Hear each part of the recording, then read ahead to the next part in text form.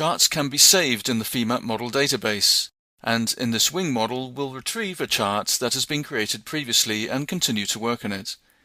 In Femap, charting has a fully functional pane in its own right, and through the modern interface you have full access to all chart controls, including line and background colors, labels, fonts, line types, axis formats and scaling, grid lines, tick marks and markers, etc.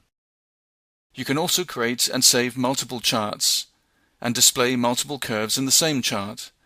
Furthermore, all of the charting setup and formatting capabilities are accessible in context with the right mouse button clicking, through the menus or via icons on the top of the pane.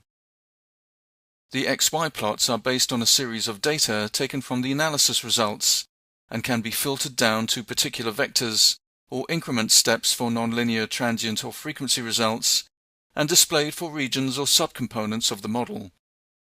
You can set up different groups for different data series, and for incremental data you can set the desired beginning and ending output set. Once the charts have been set up, it's easy to copy and paste them into a Word document to help create a report of the analysis results.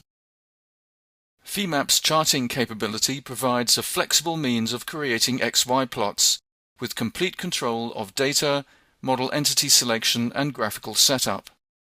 Charting helps you review analysis results and gain insight into the model behavior quickly and efficiently.